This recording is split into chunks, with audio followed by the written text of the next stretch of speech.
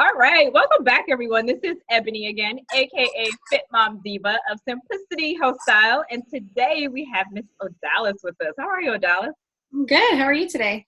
I'm amazing. Thank you so much for taking time on your weekend to spend with us. You guys, she has such awesome jewels to share with us today, and I appreciate you for being here with us. And as a form of appreciation, when you stick around to the end, you'll have an opportunity to earn a complimentary gift. So stick around and let's listen to what Miss Odalis wants to share with us today.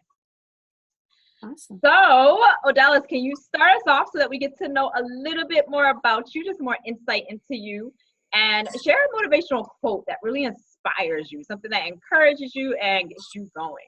Sure. So I absolutely love inspirational quotes. I post them almost every single day.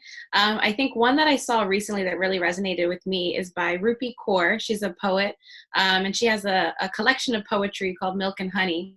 And it goes, if you were born with the weakness to fall, you were born with the strength to rise. And I think that's really important because a lot of times we get stuck on the fact that there are failures in life, and that's inevitable. We all have weaknesses and things aren't going to go how we plan them to, but it's important to remember that you can overcome them too. You have that power, just like you have the weaknesses that you have that cause the failures. So keeping that in mind as you go through life. Yeah, that's so beautiful. And if we think back on our previous experiences that didn't go so well, we also can look at it from a standpoint of, you know what, I don't even really remember that experience. I just keep on going with life, so just knowing that we've been able to overcome allows us to know that even if we're in a challenge situation right now, we will overcome. And at some point in time, it'll be like, oh yeah, I remember that happened, but it's not a big deal to our livelihood at that future time in our life. So Exactly. just knowing that we can get back up, that's an awesome perspective to have. Yeah, I love it. I think that, when you're in that moment, you think it's the worst thing that could ever happen. But once you get past it, you're like, okay, I kind of remember feeling that, but now I'm here and everything's better and life went on regardless. So it's important to keep in mind. Yes, exactly. Life goes on. Can you talk a little bit about that? Talk about a time in your life where you didn't necessarily see the light at the end of the tunnel and you felt like, oh my gosh, there's just so many obstacles coming into play, so many challenges that I didn't foresee. But at the end of the day, you were able to bring that goal or that dream to fruition. For sure. So I think for me, just in general, being a first generation immigrant, I think it's an interesting perspective to have on life. I came to the US when I was 2 years old with my mother from Guatemala. And I feel like that kind of always was a little cloud that hung over my head that you have to be successful. You have to do everything you can, go to school and get an education because you came here to do that, and the sacrifices that were made that to bring you here and to get that done. So I think that with that in my mind, growing up, I always tried to overachieve in everything. So in high school, finally applying to college at this point, my junior year and senior year, and things weren't exactly going how they were supposed to. I was getting into college, but I wasn't getting the scholarships I was supposed to. And without having that money, it's a big stressor to have on especially a teenager who you were always told that it was going to be an easy path, and now you're getting to that path and you're about to go to college, but then you get to this roadblock that you weren't expecting. So it was a difficult time for me. And I think that in pushing through it, I found every single scholarship known to man. I applied to like 20, 30 different scholarships, ended up getting almost 20 scholarships that covered school completely. But during that time, it was an unknown territory. I think one of the struggles of first generation immigrants, you don't have someone who you can go to and say, hey, how do I submit the FAFSA application? And how do I find scholarships? And how do I apply to college? Can you review my essay for me? So you kind of have to figure everything out on your own. And I think that's a challenge that I went through and that I wasn't expecting to have to go through because I didn't know. I just thought, okay, you just apply and you get accepted and everything's easy. You just go to the next step. So I think that was one thing I figured out. And continuing on to work, you have this expectation of you have to be super successful. You have to be a doctor or a lawyer. And so when you go to mom, you say, hey, I'm going to go work in advertising. They're like, what? What does that mean? Are you going to be a reporter? Like, are you writing articles? What exactly are you doing? Oh, you make commercials. Does that mean you're going to be in the commercial? And so it's just hard explaining what I do a lot of times. But I think it's just changing the expectations of, you have to be a doctor, you have to be a lawyer, you have to be something that's kind of expected an expected career choice, I guess I would say. And so navigating that too, and just figuring it all out. There's no playbook or guideline or a document that tells you how to figure life out. So I think for me, it's just constantly figuring out what I really want at my core and not what's just expected of me from other people around me. Yes, and that's the case even for people that were born and raised and grew up in this country, particularly for certain socioeconomic groups of people, where it's like, no, I said you're going to be a doctor or a lawyer or one of the more recognized professions, and here you are talking about you want to open up a floral shop. Or you want to become a tattoo artist, you know, just something that's totally unexpected from what the family has done. Can you talk a little bit about that in relation to us seeking out support for our dreams? Because we all know that not everybody is going to be a doctor or engineer or a lawyer, right? There's so many other professions in this world, and when you walk out into the world every day, you're interacting with different people that are in different professions. So, for example, you walk into a retail store, one of the professions in that environment, that industry, is a buyer, for example. Well, that is different from the norm of, oh, you need to be a doctor or a lawyer or a teacher or what have you, right? So it takes all different types of people in order for this world to move around. But having said that, because we have so many opportunities, we don't always have the proper support in our endeavors. So can maybe you talk a little bit about your experiences with receiving support from family members and friends when you said to them, I would love to go into advertising, and them not really understanding what that really means to them, and how people can gain support if they're feeling like they're all alone and this is a new industry that they're going into that is unheard of from their family members. For sure. I think that there are a few different ways that I found support over the years. Growing up, I had a lot of teachers and guidance counselors who would help me out. So when I was navigating the process of applying to college and figuring out what it was that I liked and what I wanted to do, I was lucky enough to have a lot of mentors in the community, either through the scholarship programs or in my high school, who helped guide me and just listen to me, which I think was really important growing up, and just having somebody who's willing to listen and hear you out and then provide their recommendation based on that. Not just, this is what you should do because this is what society tells you should do, but actually listening and hearing, okay, Odalis, this is who you are and what you're looking for. So maybe this could be a path that makes sense for you. So I think in that sense, I had people gravitate towards me, but I also sought out support from people in my family, like my mother. My mother always was someone who, even though she didn't understand everything that was going on to the T, she would listen to me and support me and keep pushing me forward. So one thing she would always tell me, especially when I was going through the situation with figuring out scholarships and how to pay for school, is to just never give up. And I think that's something that always has stuck with me. And she'll always remind me of it. And I'll tell her and I'll complain about things that are going on, and she'll hear me out and she'll say, listen, I know it's hard, but you've done it before, so you can get through it. Don't give up. Just keep pushing through, and have that motivation to keep pushing forward, and you'll make it through. So I think in that sense, it's just telling people when you're going through a hard time and you just need somebody to talk to, and then hearing them out, because they kind of know you and they know the experiences that you've had. So talking to them and hearing their advice and their perspective can help put things into a bigger picture for you to really see what situation you have at hand. Is it really dire, or are you going to get through it? So I think that's really helpful. And just having friends who I can talk to on a daily basis. It's really just being open with people, and then people will listen. People will lend a helping hand. So I think part of it's seeking it out, but part of it is also just recognizing when you have people who do care and want to try to help, and accepting and being open to that help when it's there.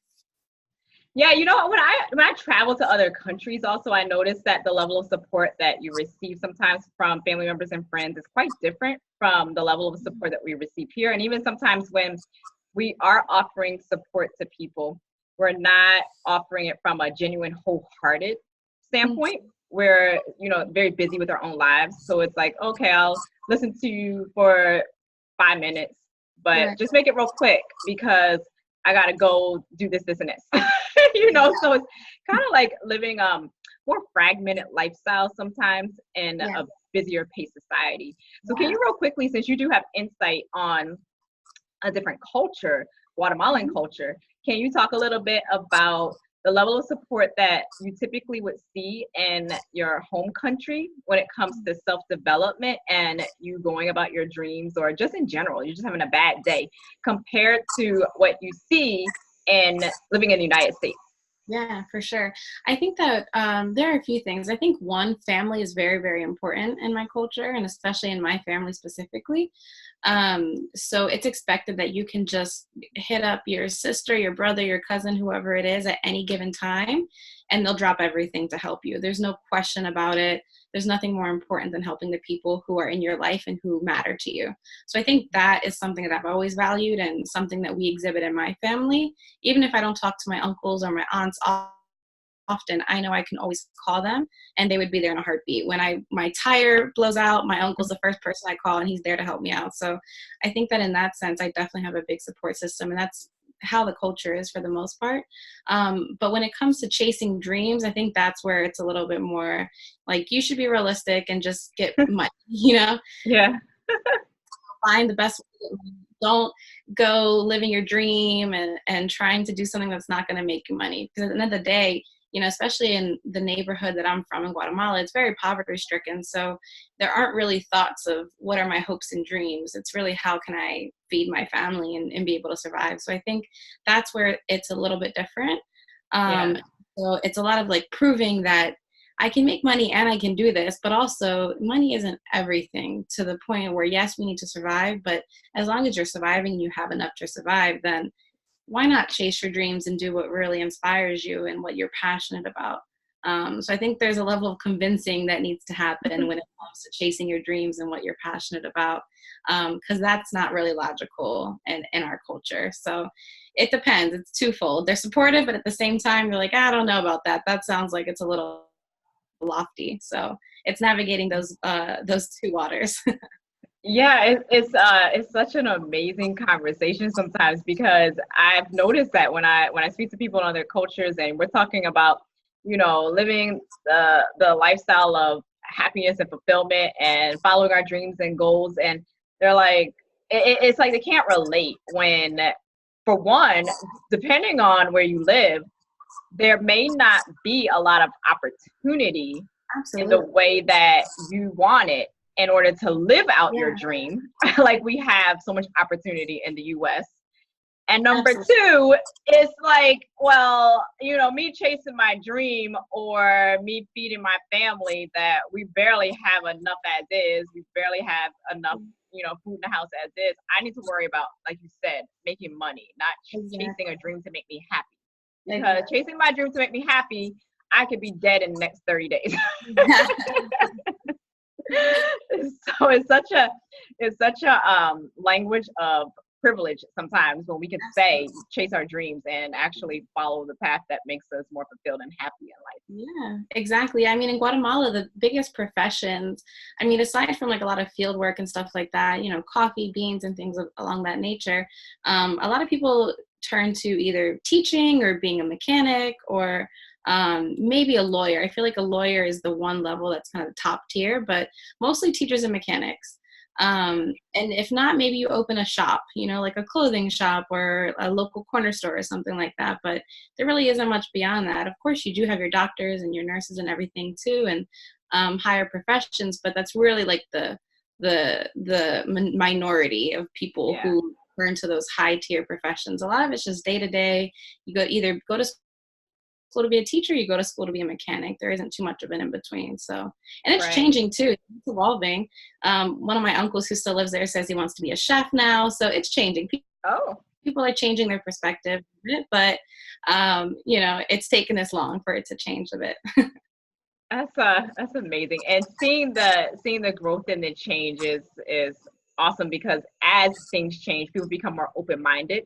And when you become more open-minded, you see what's possible, you begin to be more creative too, and creating more opportunities for yourself that years ago, not even 10 years ago, didn't even exist. Yeah, exactly. Things are changing every day. Yes.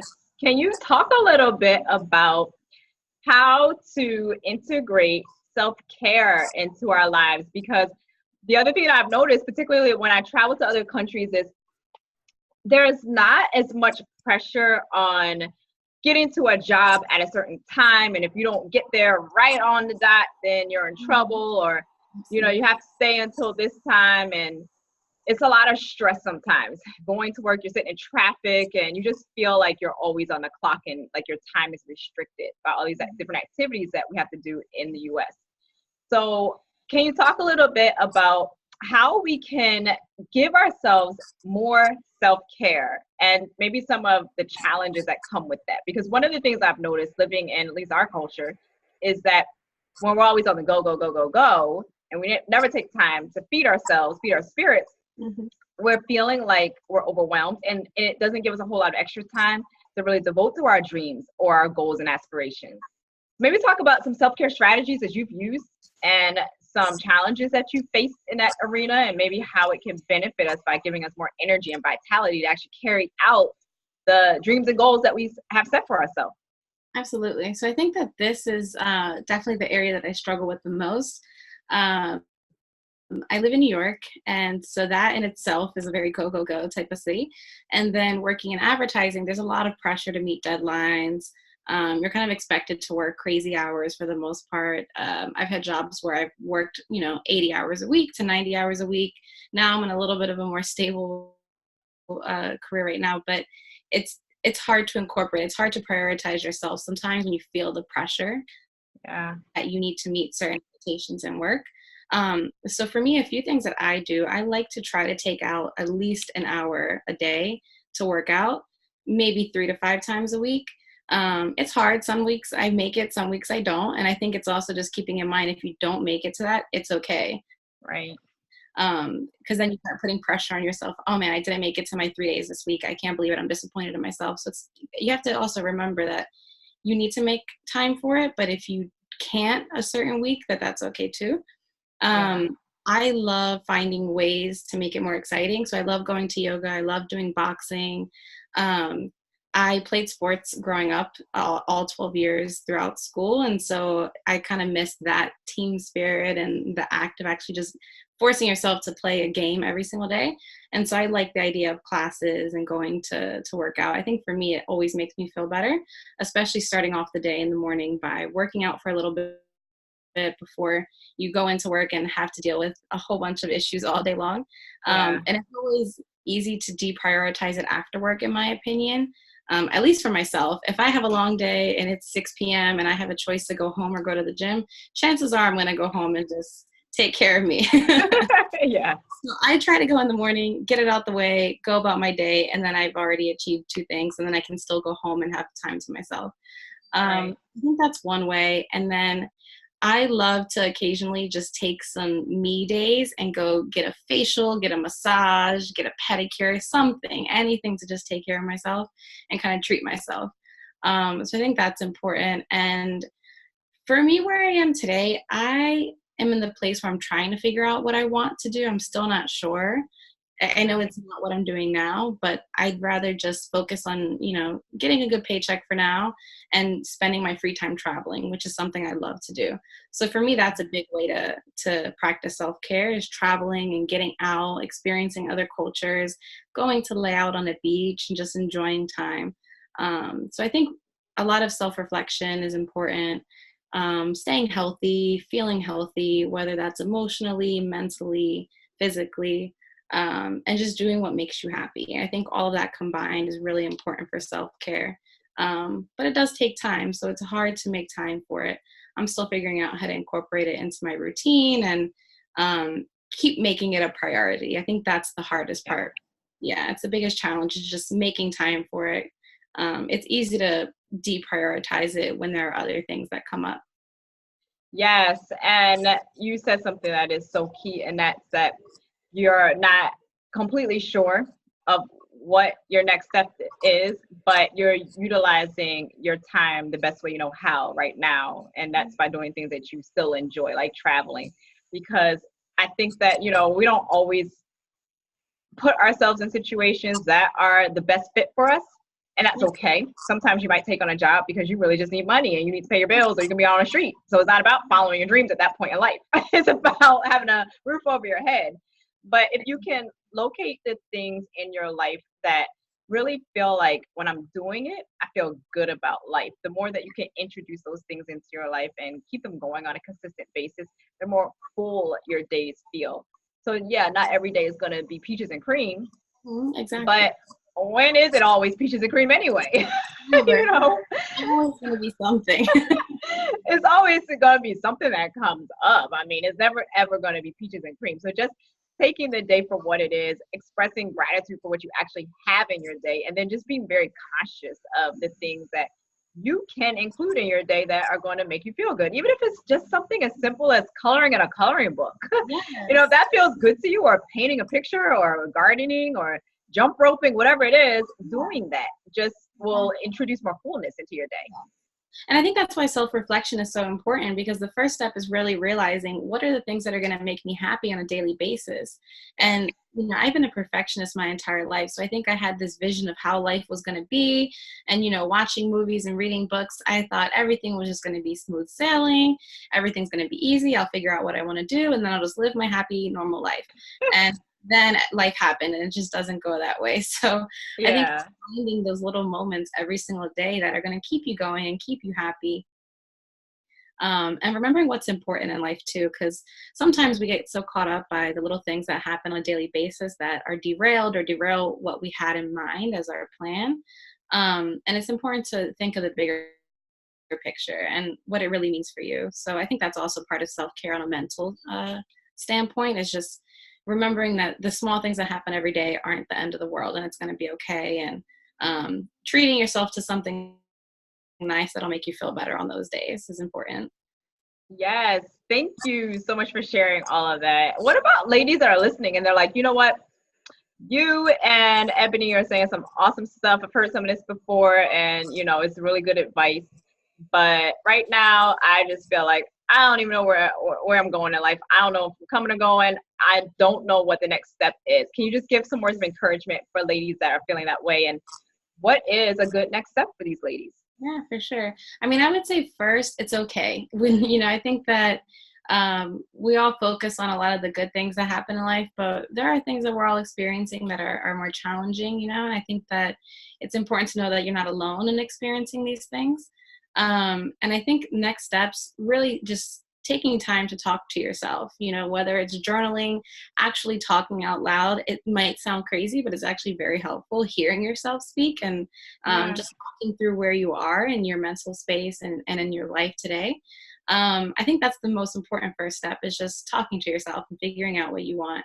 Everything else will happen how it happens. If you want a new job, that'll eventually happen. It's just networking and applying, and eventually one will happen. If what you want is to move, start looking into locations and start looking into jobs there. Start looking into apartments and just getting the feel for it. Just figuring out what you actually want is the hard part. Right. Once you figure that out, I think everything else will just happen naturally as it's meant to. Because a lot of times you can plan it as much as you want, but it still might not work out how you plan it out. So I think that knowing what you want and just keeping that end goal in mind is really, really important. It's hard to, or it's easy to get distracted by things that happen along the way, and to get discouraged when things don't go right. But once you keep that end goal in mind, it's going to feel so much better when you actually meet it and achieve it. But figuring it out is very hard. Talk to people, get to know people, and start seeing what that life could be like if that's what you're looking for. Yes, and self-reflection is so important. That's part of the reason why self-care is important, and taking time out for yourself, because the more time that you have to really self-reflect, and maybe just think about some things that you enjoyed as a child, some things that you stopped doing because you became an adult and it's not perceived as something that would be ideal for an adult to do. You know, we don't always think about hula hooping or jump roping as an adult activity, but who says you can't just because you're an adult? You know, so sometimes, you know, thinking about what are some things that I used to do that I enjoyed that I stopped doing because it was out of societal expectations. I agree. Yeah, I played softball growing up. And last weekend, it was a nice weekend in New York, went outside, played catch, and it was amazing. It felt so good to just do something that I enjoyed before. My arm hurt for 5 days afterwards, but it felt really good getting into something that used to make me really happy, and that still does today. Yes, yes, yes. Thank you so much, Odalis. And all of you that are listening, if you're feeling like, I don't know, self-reflection sounds great, but where do I start? I mentioned at the beginning of this interview that I have some free resources that I would love to be able to extend to you so that you can do a couple of different things. One is to learn what your true natural personality type is. I'm a trained Myers-Briggs facilitator, and it's always amazing when people understand their personality type, because then they're like, oh, okay, now I see why I do things the way I do things, and why I have relationships the way that I have relationships. And now I know why I'm butting heads with this person. You know, it's a learning experience to be able to understand your personality better so that you understand how to throw your gifts out there into the world that are aligned with how you naturally act in this world. And then two, it's really helpful to understand what your true gifts are. There are certain things that we do in life that we become really good at. And I've noticed this as I talk to a lot of career women, where they'll say, you know, I'm really good at XYZ. I've done it for 15, 20 years, and I could probably teach it with my eyes closed.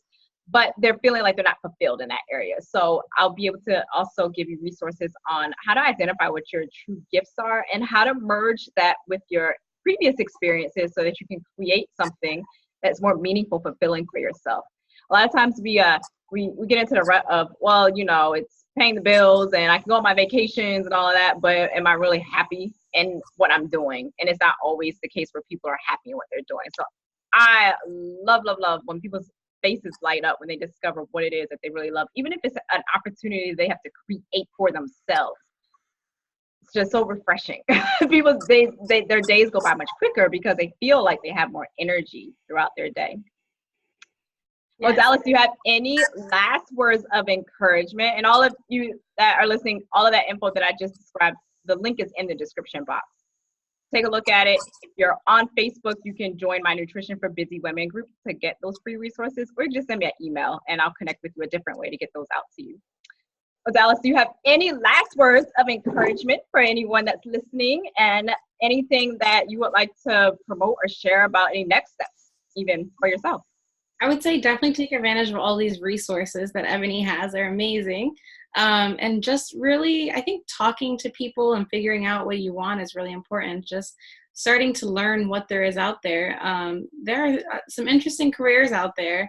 And I think sometimes we don't even know that they exist if we're not exposed to those environments. So talking to people, connecting, networking, practicing self-care, it's all really important, but always keeping in mind it's okay to fail. Failure and going outside of your comfort zone is really what propels you forward. So don't be afraid to fail. Take that shot. If you're not too sure about it or you feel like it could end up going really badly, just go for it. Give it a shot. The worst that could happen is it doesn't work out and you go back to doing what you were doing before. So just go for it. Yeah. Thank you. Those are some awesome words. And anyone that's listening, if you feel like anything that she said today resonated with you, chances are that it's also going to resonate with your family or friends. So share this content out with those ladies as well. And anyone that's listening, if you feel like you've gone through some experiences that you would love to be able to share and communicate with other women that might uplift us and build us up, please connect with me. I would love to be able to have you speak on one of my future interviews. And I always say, no matter where we are in the world, we all have very similar desires: love, acceptance, some level of security, and we're all about just enjoying life. You know, so whatever you share is always gonna uplift and empower another woman. So I encourage you to reach out to me and just share some of your experiences so that we can feel a better sense of connection with each other. Yes. Thank you, Odalis. I appreciate you. And again, wherever you guys are in the world, always remember to live a life full of meaning and purpose. I'll connect with you again in my next episode. Talk to you soon. Thanks.